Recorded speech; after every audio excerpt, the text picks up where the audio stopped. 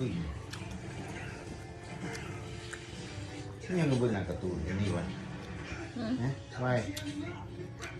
ว้อยู่วัดหมูการ์ตูน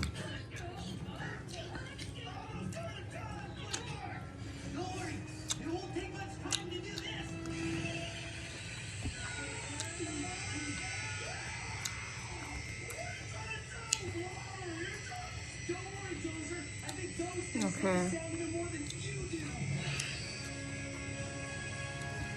หน่อยมึงบอก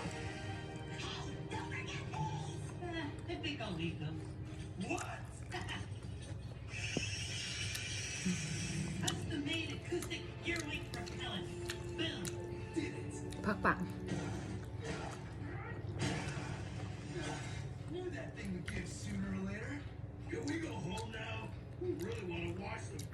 มกปลาซิวI think there's one last thing we should do first. Like clock, we are all ears.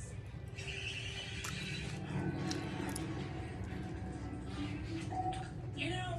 without Ty and those trucks, it's gonna be real quiet around here.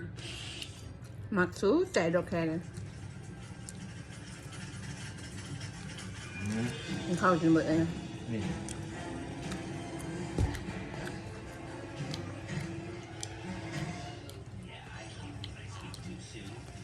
จำหนึ่งป่า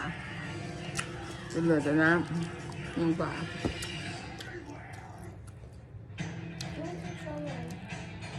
ช่องพลูกอิ่มนะไปนอนเนี่ยกันยังไปช่องพลูกอิ่มนะ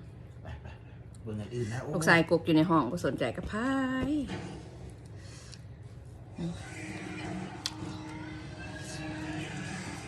ตอนนึงพัก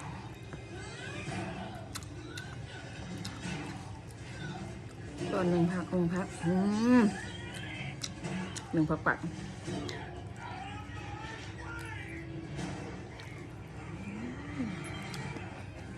ซ้อนหนึ่งแซ่บ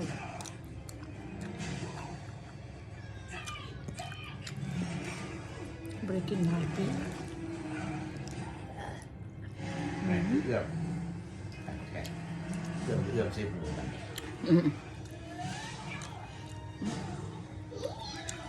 กระสุนจะกับเจียวออกแม่โอ้ยคือเห็ดมันน่ะ